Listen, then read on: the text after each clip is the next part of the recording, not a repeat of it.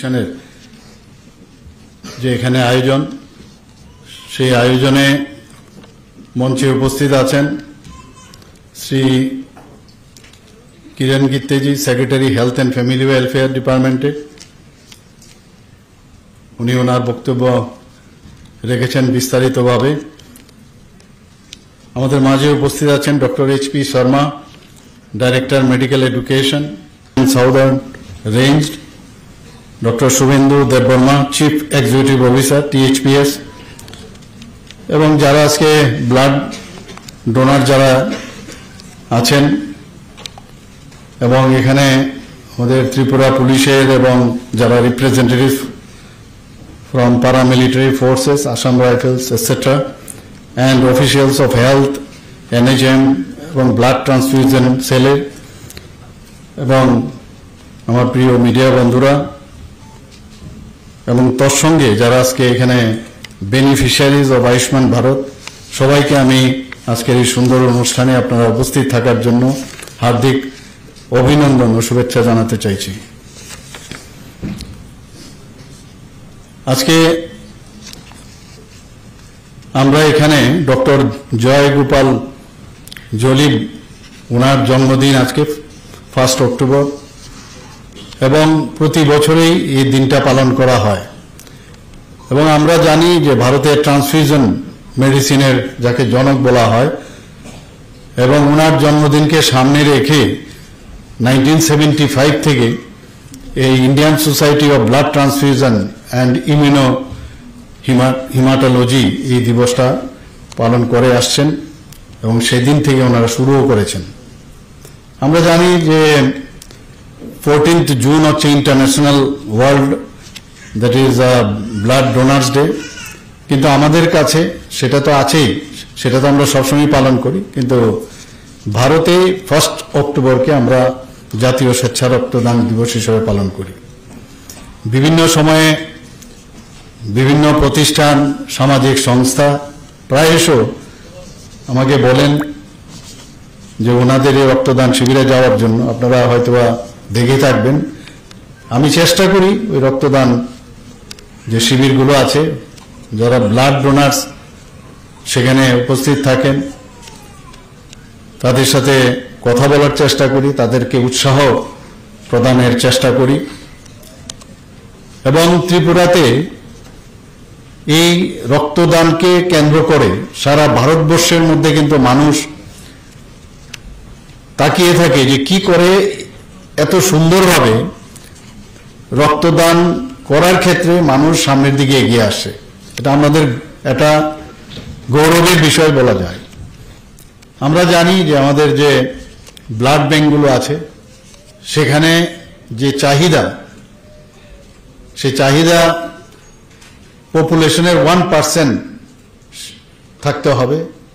যদি আমাদের 40 লাখ যদি ধরে নেওয়া যায় যে আমাদের লোক সংখ্যা, সেখানে 40,000 ইউনিট ব্লাড আমাদের মজুদ থাকতে হবে। আর ব্লাড এমন একটা জিনিস যেখানে আপনি চেষ্টা করলে যে 1000 ইউনিট আপনি ব্লাড আজকে বা 2000 ইউনিট একদিনে সমস্ত আজকে ব্লাড ডোনেশন কালেক্ট করে রেখে দেবেন, সেটা সম্ভব নয়। তার একটা নির্দিষ্ট সময় আছে, নির্দিষ্ট সময়ের পর সেটা নষ্ট হয়ে যায়। এটাই একটা জায়গা যেখানে আমাদের শেখায় যে ব্যালেন্স কাকে বলে, ব্যালেন্স করে চলা। আমি প্রায়শ সব জায়গায় বলি যে সাইকেল যখন আমরা বাইসাইকেল চালাই, এই ব্যালেন্স যদি না করি আর এদিক সেদিক হলেই কিন্তু আমরা পড়ে যাব। তো এই রক্ত সঞ্চালন পর্ষদ যে কারণে আমাদের এখানে তৈরি হয়েছে আমাদের ত্রিপুরাতে, তারা কিন্তু এই নজরদারিটা রাখে কোন কোন জায়গায় আমাদের ব্লাডের এখন খামতি আছে। এই যে ডিমান্ড আর সাপ্লাইয়ের সেই সমতা রাখার জন্য শৈশব জায়গার মধ্যে আমরা চেষ্টা করি সেটাকে পূরণ করার জন্য। আজকে আমার খুব ভালো লাগলো, এখানে কিরণজি আমাকে বললেন যে আমাদের সেক্রেটারি, বিশেষ করে অন্য জায়গার থেকেও আমি দেখলাম এসছে, আমাদের সেক্রেটারি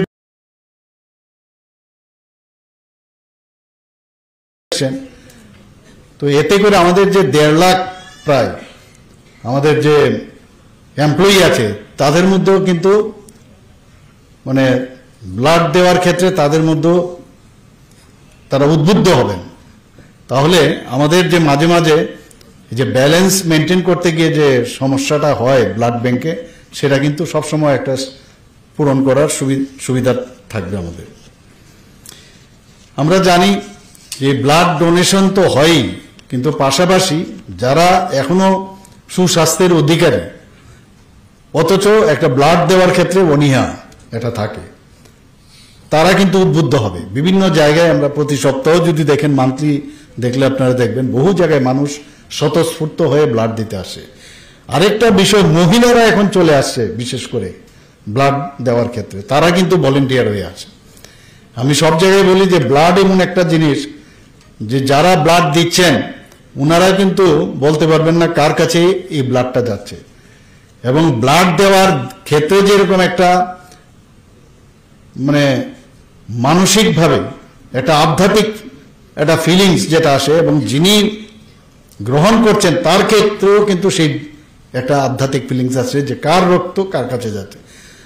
সে মহিলা রক্তই হোক, আর 18 বছরের যুবকই হোক, আবার 60 থেকে 65 বছরের একজন মানে ব্যক্তি যদি দেয়, সেটার কিন্তু আপনি ডিফারেন্সিয়েট করতে পারবেন না কার রক্ত কোথায়।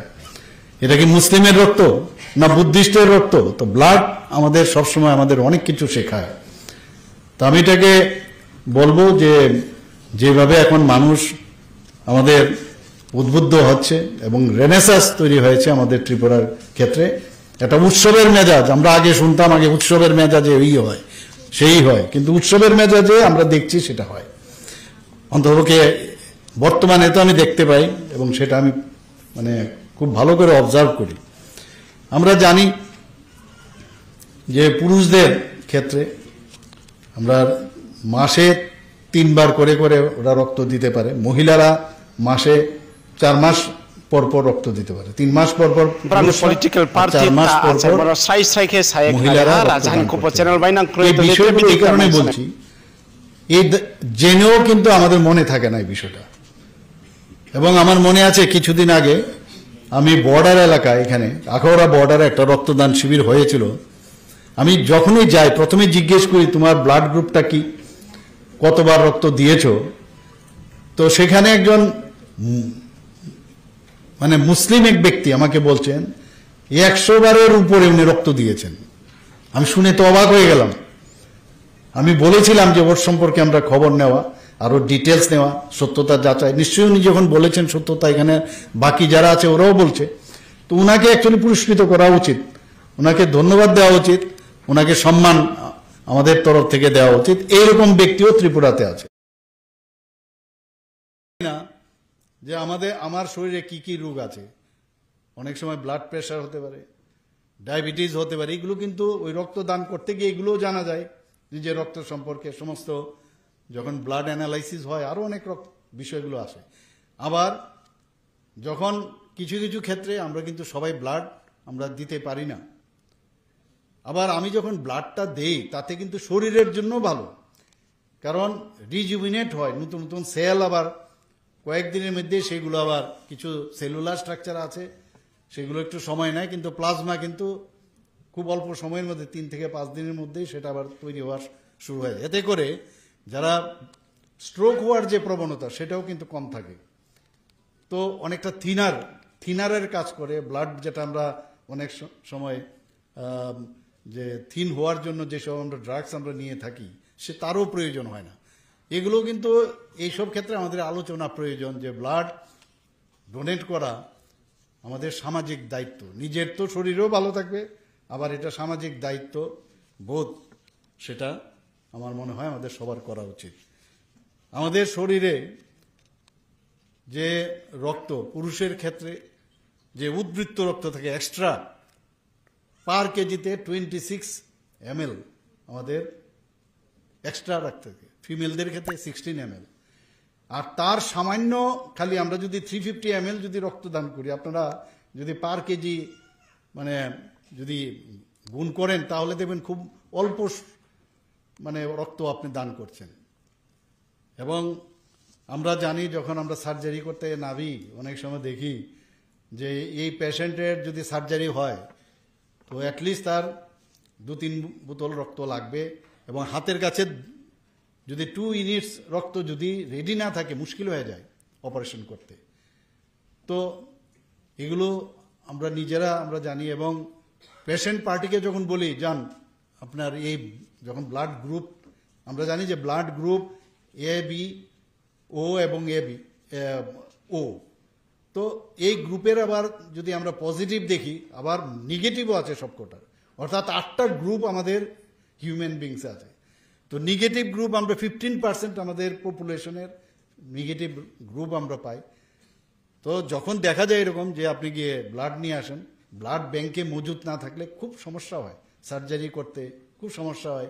একটা পেশেন্ট রোড ট্রাফিক অ্যাক্সিডেন্টে আসলো, বা উপর থেকে গাছের থেকে পড়ে গেল, হেড ইঞ্জুরি নিয়ে আসলো, তো বিভিন্ন ইঞ্জুরির ক্ষেত্রে তখন ইমিডিয়েটলি ব্লাডের প্রয়োজন হয়। সেটা এই মজুদ থাকলে তবেই সেটা সম্ভব হবে। এবং এই কারণেই আমাদের সামাজিক দায়িত্ব, সিজারিয়ান ক্ষেত্রে যখন ডেলিভারির বিষয় দাঁড়ায়, এনিমিক পেশেন্ট, ক্যান্সারের পেশেন্ট, থ্যালাসেমিয়া, সর্বক্ষেত্রে আমাদের ব্লাড ছাড়া চলবে না। সব কিছু চলে, কিন্তু ব্লাডের সাবস্টিটিউটও এখনো বেরোয়নি। আমরা মানুষের রক্ত মানুষকেই দিতে হবে, এছাড়া আর উপায় নেই। তো এর মধ্যে একটা সম্পর্ক, অনেক সময় বলে ওর সাথে আমার রক্তের সম্পর্ক নেই, কিন্তু ব্লাড দিয়ে কিন্তু সম্পর্ক স্থাপন হয়, যে সে যদি আমার ফ্যামিলিরও না হয়, কিন্তু রক্তটা দেওয়ার পরে আমি একটা নতুন ফ্যামিলি আমি তৈরি করলাম। তো ব্লাড নিয়ে কথা বললে অনেক কিছুই বলা যায়, এবং আমাদের এখানে প্রায় যেইভাবে মানুষ এগিয়ে আসছে, যারা আজকে এখানে এগিয়ে আসছেন, এবং আমি যারা এটার আজকে অনুষ্ঠান যারা করেছেন তাদেরকে আমি ধন্যবাদ দেব, যারা ব্লাড ডোনেট করতে এসছেন, যারা ডাক্তারবাবু, তাদেরকে আমি ধন্যবাদ দেব। আজকে এখানে